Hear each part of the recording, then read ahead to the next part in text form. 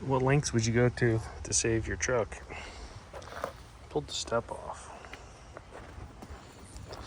So I bought an induction heater to get this bolt out. And it came out. Took the body mount out. It folded down. There is no body mount. And that one crunched down. There's nothing left of it either. They got wood holding up because the body was sitting on top of the gas tank. I don't know how I'm going to save this truck, but I think I have to. Just did a bunch of motor work to it. New front diff. I knew it was just like scaly. This is all paint. I try to paint it every year or two. But Northeast problems. This trailer was another rusty pickup truck. But I have these. That truck was a regular cab. So these aren't the exact same, but I guess I could weld them on there and try to make do with them. That's undercoating, not metal. I don't know.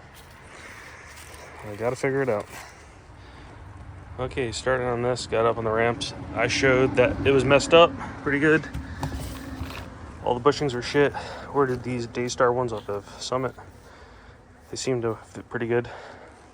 There's enough for both sides of the truck. I'm only worried about the left. Got these brackets. These are all left sides. They're kind of expensive. This is like $300. There's 1, 2, and 3 in order. I'm gonna paint the top sides of them right now and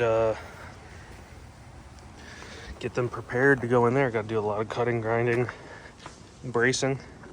Then I need to get bolt out of there. Hopefully get the bolt out of there. Do something with the e-brake cable, get it out of my way. There's just a lot of work to do. Okay, so this is all that's left of the center mount. Just fragments. This is why I took the rear mount off. This part was broke here. My pinky is. It was breaking there. It was just bent down. The part closer to the frame, like this, is still solid, but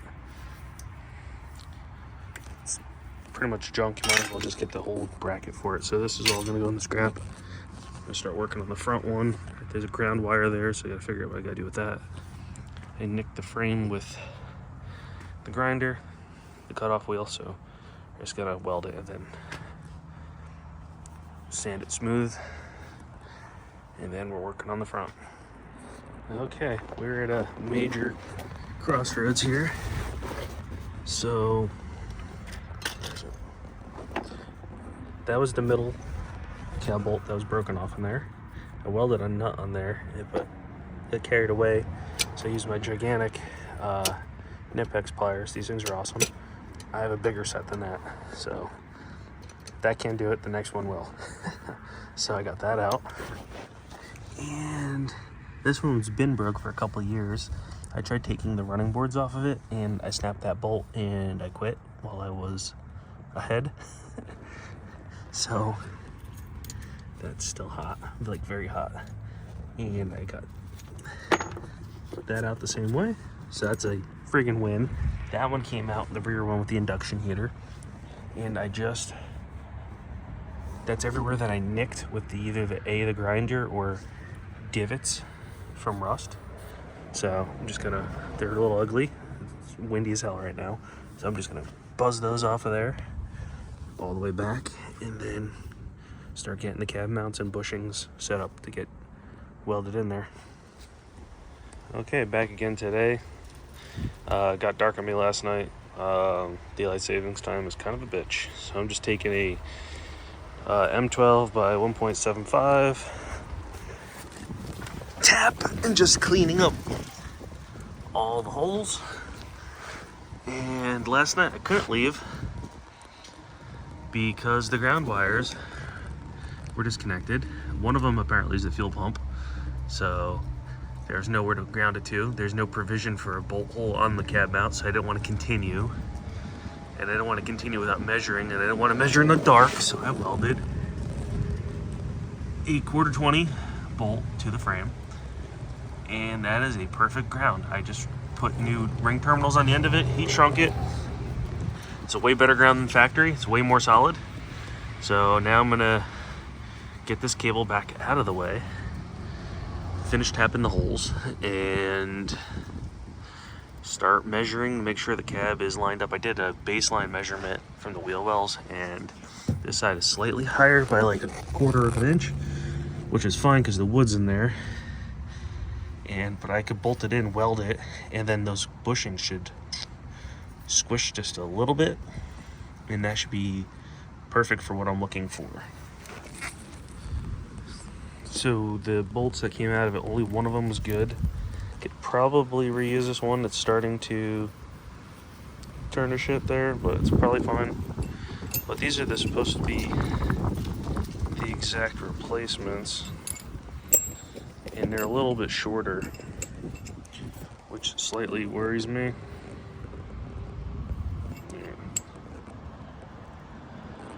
So the shoulder here, I don't know if you can call that a shoulder. The alignment pin is a little bit longer on the new bolt than it is here, and it's not quite long enough. But I think they'll work, which kind of worries me a little bit with the running board, because this goes through the running board bracket, through the bushing into the truck. So who knows? I despise this time of year. All these friggin' leaves just keep blowing. The wind normally blows that way. Without the leaves, now it blows this way. So they just keep getting in my work.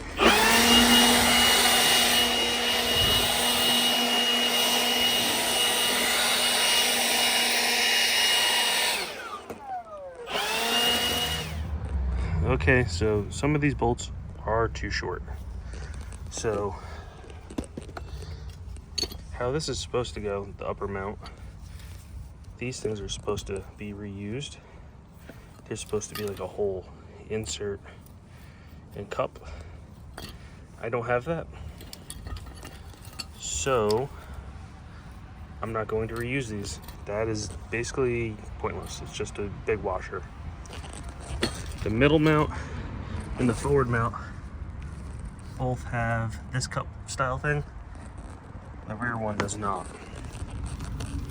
So I just went to the truck out back. First bolt I pulled out, I'm like, oh, that's usable. Next bolt I pulled out in the front, not usable. Same length. This is from the other side on the rear mount, like this one. It's a 1500 truck out back. Those are all the same length. New bolt, also same length. So I don't know if it's just the 2500 rear mount that's different, or it can't be because I used that little washer. So I'm going to use the new bolts from here forward, it looks like. So that one has the old mount. Leaves just blown through. So this mount, I reused the bolt that came out of it that I used the induction heater on, and I bolted it back in.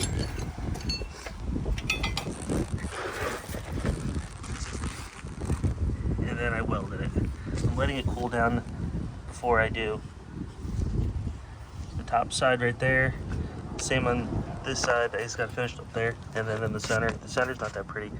I should clean the rest off a little bit better. But I'm gonna do the same thing here. Bolt this in, weld it, bolt the front one in, weld it, and then finish weld it all. Unbolt them, pull the wood out, let the cab sit on the bushings, and then torque them down. I think it's 45 to 55 foot-pounds of torque, so 50 foot-pounds of torque. I'm not gonna use the gun. Get yourself in trouble that way. I do it by hand. And then I have to reconnect the cable. So that's what I'm working on. I just gotta grind off the edges, clean it up, and continue. I'm gonna try to locate a set of these. I'm sure they sell them new. I don't know why the bushings didn't come with them. Probably the cheap bushings don't, and the expensive bushings do. That's probably the price difference right there. I don't think you need them, but I'm gonna try to locate them. It wouldn't be so hard to pull the upper mount out, shove it in, put it back in, and bolt it back together. Okay, packing up a little bit here. Got this in. That bolt is a little short, especially when I put the step back on. So I need to look into a longer bolt. But it's all buzzed on. Looks pretty good. So I'm just gonna throw some paint on there. I somehow, this e-brake's never worked. I've never used it. The backing plates are missing. The inner brake is all messed up. And for some reason this was too short. So I just welded a bolt in between the adjuster. Well, it's not even an adjuster. I don't even know where the adjuster is. But if it had to work, it could still work. So all the brackets look in place. I didn't weld fully here because water can come through there. If you looked at one of my previous videos about rust jacking, that will rust jack once it gets moisture in there, which it'll still get moisture, but that gives it a way to get out. Get all the guides back on. That's on. That looks pretty good with the stud. And this e-brake cable clips into this hole. It's a perfect size for it.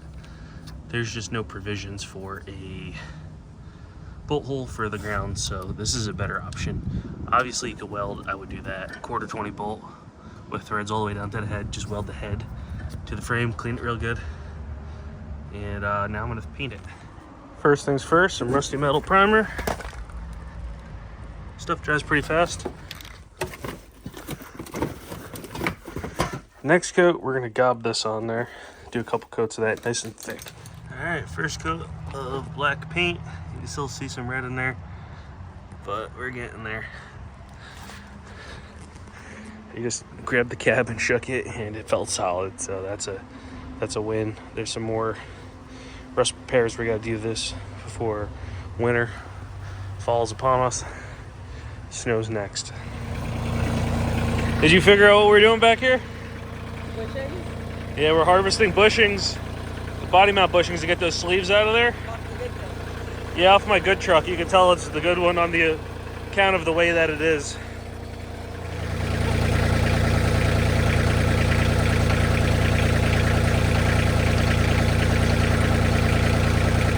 Right now. Fucking shit up. Besides that, we're harvesting these bushing inserts because the new Daystar bushings, which I don't recommend, don't come with it. I called the company. They said, yeah, we don't have a part number for those because GM gets the mounts with these already installed. We tried locating these or having them made, but they're just too expensive. And I go, do I need them? He said, yes. And I said, what do I do about that? He's like, reuse your old ones. Said they're disintegrated. They don't exist. The point of replacing your old body mounts with the new ones are because they're gone in shot. So don't get cheap Amazon bushings, the Daystar ones. Get expensive ones like S&B or Dorman replacements or something like that. Because you want to do this. Harvested these out of a truck out back, and we just got to get the inserts out of the bushings. So this is what's working best for me. So I've never done this. I never did this trick. Run the drill bit along the edge of it, but it's working.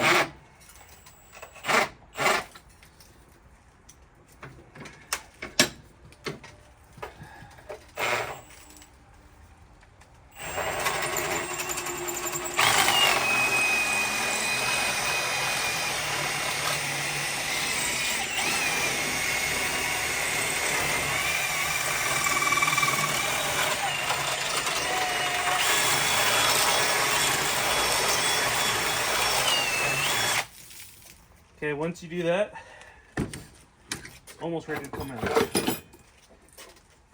So, gotta get under it somehow.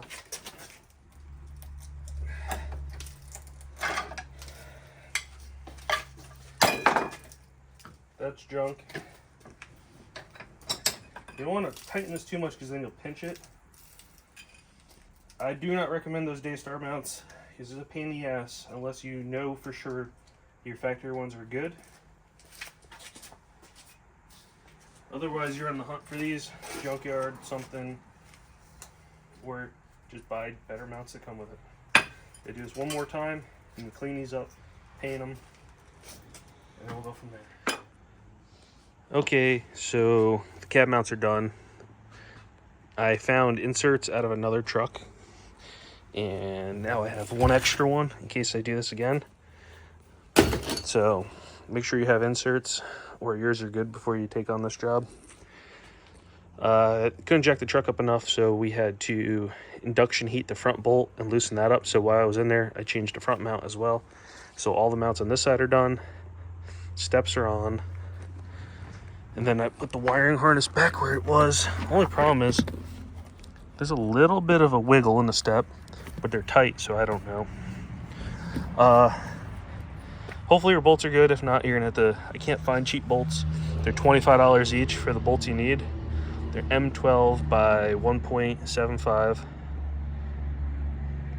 and they're 120 millimeter long. The factory ones are 110, and the ones you can find cheaper 110 will not work. And if you have a step, you need a little bit longer than that. But it's painted, looks good, feels better when you're driving it. Now I gotta fix the hole in the floor. But that looks good. I didn't do the cab mounts on the other side. They're not bad, so I'm gonna leave it. So this project is done for now.